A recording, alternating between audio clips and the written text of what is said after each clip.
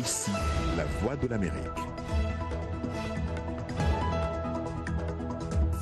Mesdames, Messieurs, bonsoir. Bienvenue dans cette nouvelle édition de votre journal, une édition entièrement consacrée à la femme. Et on commence par les titres. Quel bilan pour les droits des femmes? Retour en cette journée spéciale sur le chemin parcouru et sur ce qui reste à faire.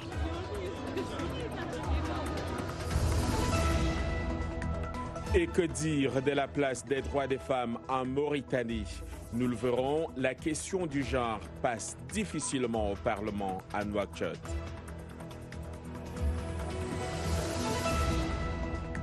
Elle a décidé de consacrer sa vie à la formation des sages-femmes. Nous suivrons les pas de Grace Tingdilo Lossio à Djouba, au Soudan du Sud.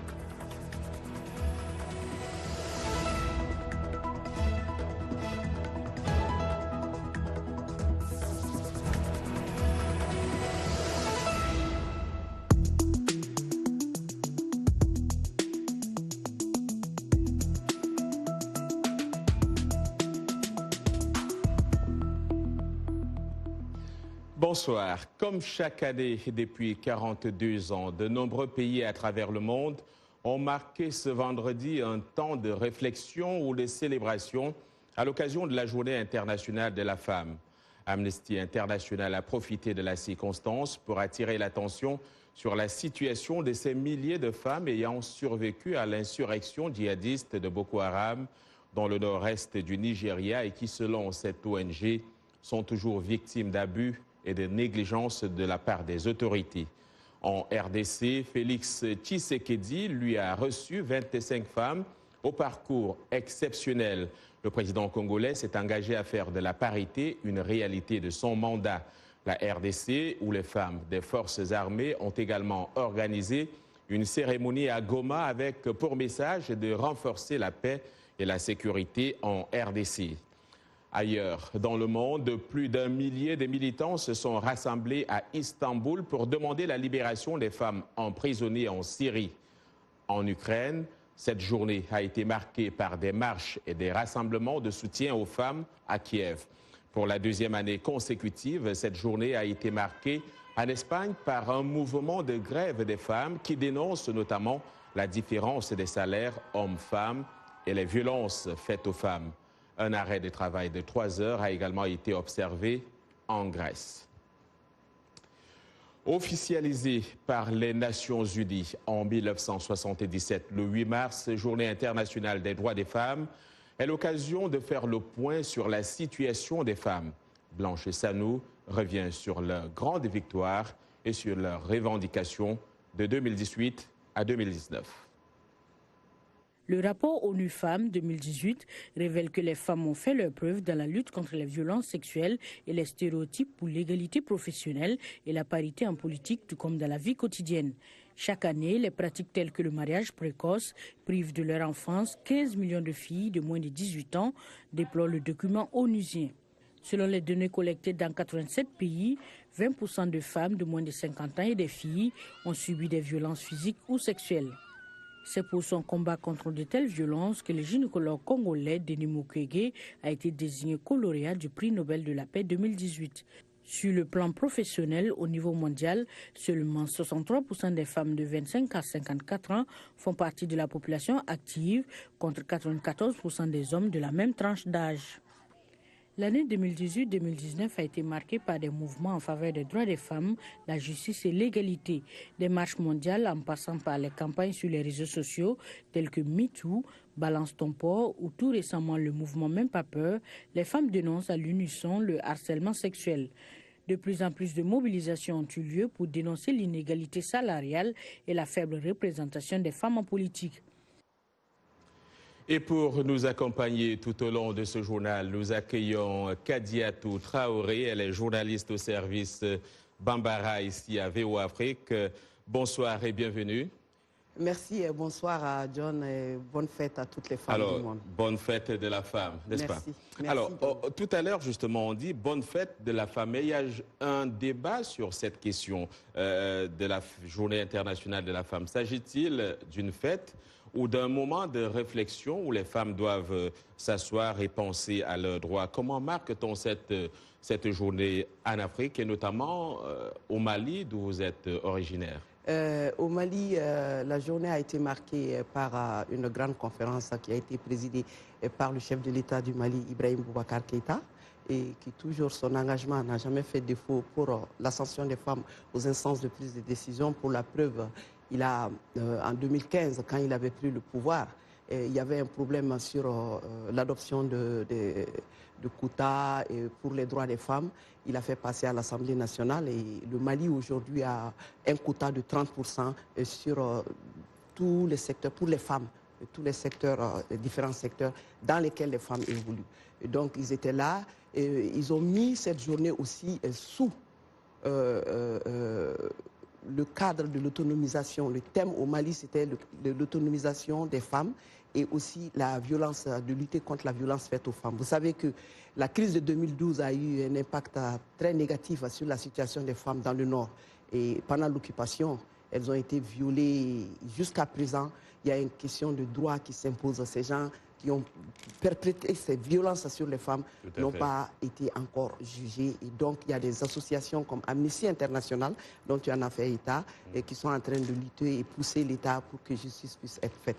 Alors, au Mali, on le voit, donc c'est beaucoup plus de réflexion. Vous restez avec nous, Kadiatou Traoré. On va aller en Mauritanie. La Mauritanie, où une loi contre les violences faites aux femmes semble ne pas faire l'unanimité. Malgré les revers du Parlement, les militantes des droits des femmes se battent pour une législation plus protectrice dans cette société conservatrice d'Afrique de l'Ouest.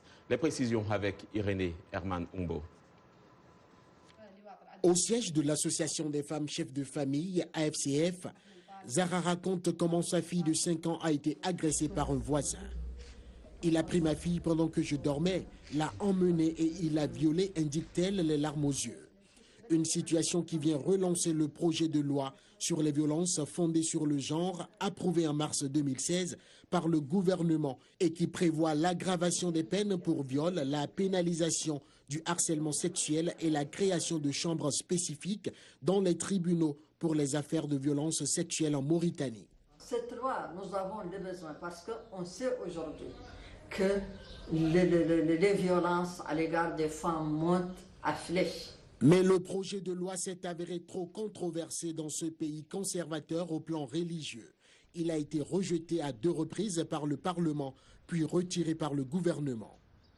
Nous ne pouvons pas adopter une loi qui soit en contradiction avec la charia, référence à la constitution du pays. Les opposants au projet de loi critiquent également sa formulation. Ils disent que la notion de genre dans le titre ouvrirait la voie à une défense possible de l'homosexualité qui est illégale en Mauritanie.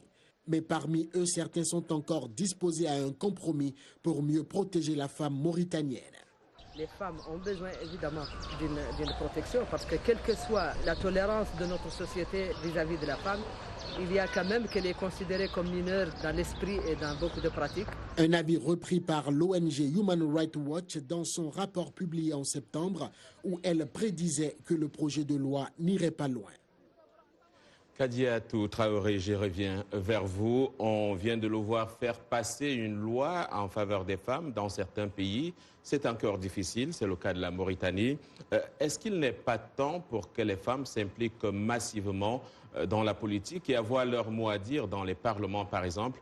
En un mot, comment intéresser les femmes à la politique? John, il y a beaucoup de stéréotypes sociaux qui pèsent sur les femmes dans les sociétés africaines, malheureusement. La femme qui est sortie tout de suite pour dire qu'elle ne peut pas voter une loi qui va à l'encontre de la charia, alors que c'est une loi qui la concerne, qui la protège.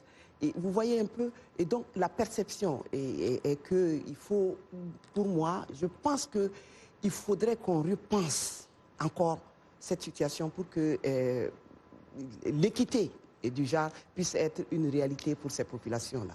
Essayer de voir la particularité de terrain de chaque pays et voir comment sensibiliser. Parce que ça fait à peu près plus de 50 ans qu'on est sur cette lancée. On continue à faire de la sensibilisation, mais le changement est très peu visible. Et surtout en Mauritanie, qui est un pays islamique, et dont, je dirais, l'hétérogénéité sociale, culturelle et ethnique de la population explique en grande partie la diversité et les difficultés que connaissent sur la situation de la femme aussi. Et pour autant, la Mauritanie a ratifié les lois. Hein? Mais quand même, il y a les perceptions, les stéréotypes sociaux qui pèsent sur la mise en œuvre de ces lois. Beaucoup reste à faire, Kadiatou. On va poursuivre ce journal. Former les futures sages-femmes de son pays, c'est la mission que s'est assignée Grace Tendilo Lozio du Soudan du Sud. Cette sage-femme qui a dû fuir des affrontements dans sa ville natale il y a 10 ans est désormais installée à Djouba, dans la capitale, où elle donne des cours. C'est un récit signé Paul-Émile Chabrel et Jar Rivet. Les étudiants écoutent attentivement le cours dispensé par Grace Lozio. Ils sont tous venus avec une passion et un objectif, pouvoir aider les Sud-Soudanaises à accoucher dans de bonnes conditions. Ils sont motivés en cela par les souvenirs des nombreuses femmes de leur village se vidant de leur sang pendant l'accouchement, ou de bébés mourant de suite de complications tout à fait évitables. Je l'ai fait pour aider mon peuple et les femmes de mon peuple. En fait, en tant qu'infirmière ou sage-femme, notre intention est d'aider à soulager la douleur des futures mamans. En tant que sage-femme, nous voulons vraiment travailler dur pour réduire le taux de mortalité des femmes durant l'accouchement et des enfants durant leurs 5 premières années. Le Soudan du Sud connaît l'un des taux de mortalité maternelle les plus élevés dans le monde, avec 780 femmes sur 100 000 qui meurent en couche, selon l'Organisation des Nations Unies. Les quelques 12 millions de Sud-Soudanais ont été en grande partie dispersés par la guerre, ce qui signifie que dans bien des cas, les femmes en couche sont abandonnées à leur sort. Malgré ces tristes statistiques, le taux de mortalité maternelle est en constante baisse depuis 10 ans, grâce à la volonté de former plus de sages-femmes dans le pays. D'après le ministère de la Santé, plus de 900 personnes sont désormais inscrites. Je suis fière d'être sud-soudanaise et je suis fière d'aider les Sud-Soudanais. Pourquoi? En raison des connaissances que j'ai. Je serais très fière si toutes les Sud-Soudanaises avaient la chance de recevoir cette éducation. Ce serait très prometteur pour le futur. Lozio, comme la plupart des Sud-Soudanais, a eu une vie marquée par la guerre. Toutefois, elle a décidé de mettre ses compétences à contribution du plus grand nombre, promettant ainsi un meilleur avenir au Soudan du Sud. Kadiatou, c'est connu, la femme est la mère de l'humanité, mais hélas, beaucoup de femmes meurent encore en donnant la vie, on vient de le voir. Pourquoi cette situation perdure-t-elle? Parce que jusqu'à présent, l'Afrique fait face à beaucoup de difficultés, même dans le cadre même du développement, la mise en œuvre des structures de santé et des structures socio-sanitaires à la disposition des populations. Et donc, le cas spécifique du Sud-Soudan, c'est que c'est un pays qui a été dans la crise pendant très longtemps. Et la femme elle est en train de poser un acte noble. Hein, quand elle veut former d'autres femmes, parce que le fait que les gens se sont dispersés, c'est dit dans la vidéo, et il y a eu un impact négatif sur les naissances et ils sont confrontés à des problèmes de morbidité et de mortalité infantile. Et qu'en est-il des filles qui accouchent aujourd'hui parfois à un très bas âge? Ça, c'est une question de société, John. C'est une question de société. Quand il y a la guerre, les pays, par exemple, qui sont en crise, et que quand les populations sont déplacées de part et d'autre partout, et les filles vont tomber enceintes, il y a beaucoup de viols. Hein? Il y a beaucoup de viols. Et ils n'ont pas à leur disposition des structures adéquates pour accoucher. Et donc, quand cette structure manque, il y a problème. Merci, Kadiatou Traoré. Vous regardez Le Monde aujourd'hui en direct de Washington sur VOA Afrique.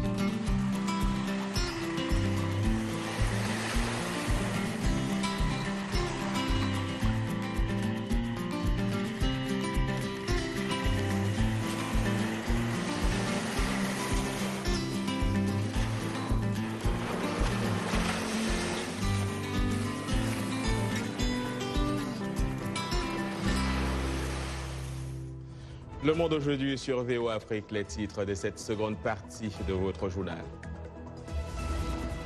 Coup de projecteur sur les prisonnières du silence. Un documentaire de la Camerounaise Laetitia Loé, sorti cette semaine dans son pays.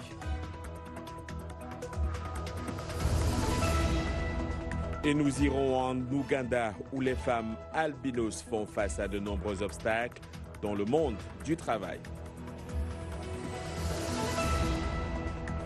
Dans ce journal, nous ferons également une incursion dans le monde du sport avec des femmes qui dévoilent pour nous leurs principales inspirations.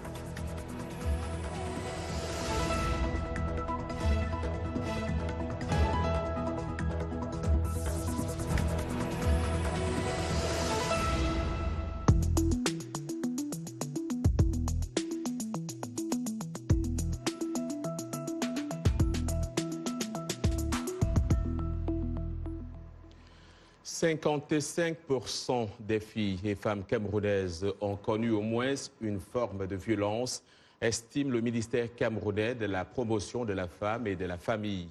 À travers son film « Les prisonnières du silence », la Camerounaise Laetitia Loé a voulu encourager les victimes à briser le cercle vicieux du silence. Plus de détails dans ce reportage d'Arzouma Compaoré. Depuis 2017, le mouvement #MeToo a mis à l'ordre du jour la question des violences et des abus sexuels que subissent les femmes. La cinéaste camerounaise Laetitia Loé a choisi d'exposer ce problème dans son documentaire « Les prisonnières du silence ». Elle représente pourtant plus de 55% ces femmes et filles camerounaises qui ont au moins une fois dans leur vie connu une forme de violence. C'est un miroir qu'on a essayé de mettre en face de la société pour que les gens comprennent pourquoi est-ce qu'il y a tant de victimes de violences sexuelles et tant de victimes silencieuses. Le film aborde un sujet sensible et comme nous le confie la réalisatrice, il a fallu beaucoup de courage aux unes et aux autres pour livrer leurs témoignages. La moitié des témoignages qui ont survécu dans ce documentaire, c'est des femmes que je suis allée voir en leur disant « Moi aussi j'ai mon histoire, venez, on va témoigner ensemble ». La parole se libère difficilement. Le tabou autour du sexe est déjà très grand, mais autour du viol, c'est encore plus pesant. Une parole libérée difficilement, mais qui révèle néanmoins les laideurs de la société camerounaise, tout en invitant les uns et les autres à faire un bilan des violences faites aux femmes, et particulièrement des violences sexuelles. 20 ans plus tard, 30 ans plus tard, les marques sont toujours prégnantes. Si nous avons survécu, c'est pour que les générations d'après vivent, qu'elles ne survivent plus comme nous. Les producteurs du film prévoient une large diffusion dans les campus scolaires et universitaires afin d'interroger la société camerounaise sur sa capacité à respecter le corps et la dignité des femmes. Je rappelle que nous sommes toujours en compagnie de Kadiatou Traoré, journaliste du service Bambara ici à la Voix de l'Amérique. Kadiatou, on l'a vu tout à l'heure, on a eu cette année et même depuis l'année dernière des mouvements tels que MeToo, Lâche pas ton porc ou encore tout récemment, Même pas peur. Petit à petit, les femmes victimes d'abus sexuels sortent de leur silence, mais il y a, semble-t-il, un grand nombre qui restent encore silencieux. Comment amener celles-là à sortir de leur silence et même comment sensibiliser les hommes qui, il faut le dire, sont à l'origine de ces abus?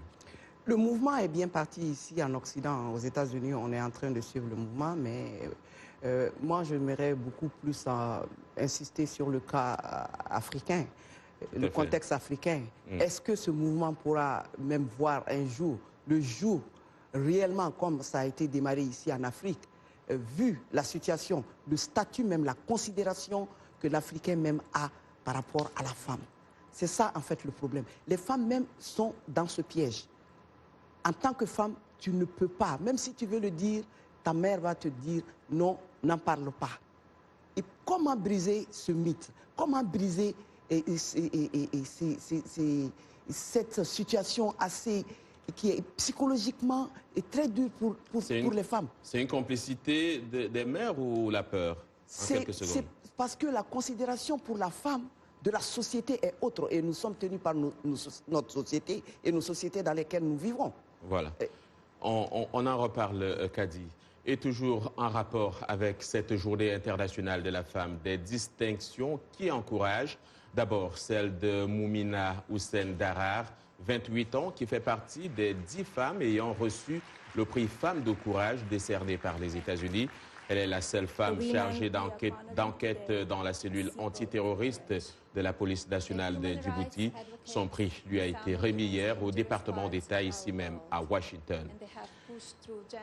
Et en France, une femme a été à l'honneur ce vendredi. Il s'agit de la Camerounaise Aïssa Doumara Ngandansou. Elle a reçu du président Emmanuel Macron le premier prix Simone Veil. Ce prix a été créé en hommage à l'ancienne ministre française décédée en 2017 et qui a défendu la loi de 1975 sur la légalisation de l'avortement en France. Aïssa Doumara gère depuis plus de 20 ans une association d'aide aux victimes de femmes, aux victimes de viol et mariage forcé dans son pays.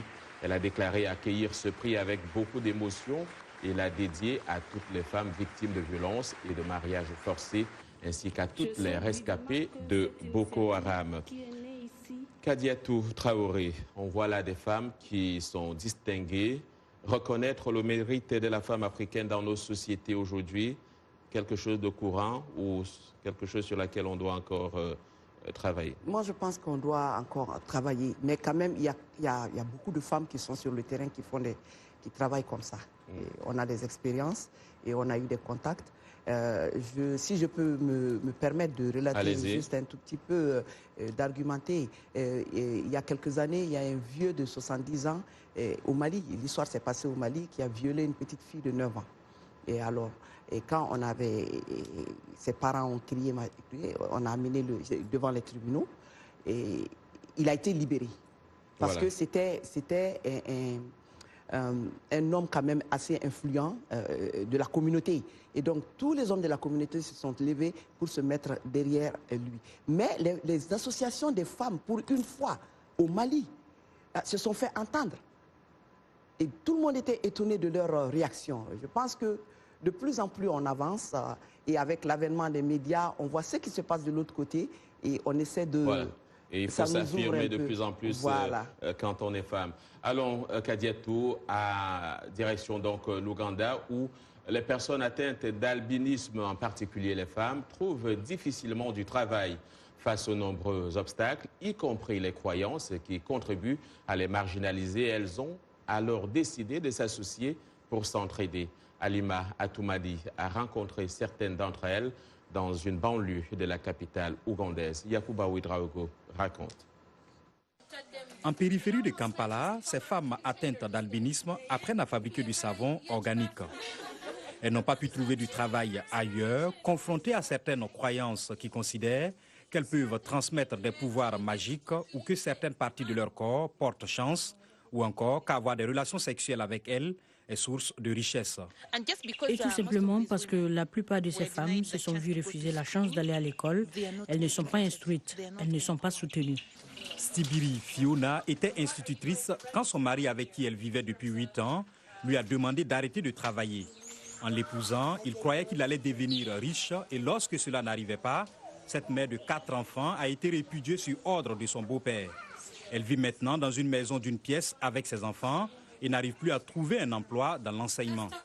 Quand je suis allée pour postuler à des postes vacants, ils ont refusé. Ils m'ont dit « les enfants auront peur de vous ». Même les autres enseignants me regardaient comme peut-être une malédiction. Un rapport de l'ONU publié en 2017 souligne que les personnes atteintes d'albinisme ne sont pas en mesure de participer pleinement à la vie sociale en raison des croyances auxquelles elles font face. J'apporte cette proposition de loi d'abord pour demander une sensibilisation de masse sur les personnes atteintes d'albinisme. Que les gens sachent qu'ils ne sont pas différents de nous. C'est seulement une maladie génétique qui provoque l'albinisme. Le gouvernement ougandais a admis que la persécution des personnes atteintes persiste, non seulement dans ce pays, mais aussi dans d'autres parties de l'Afrique.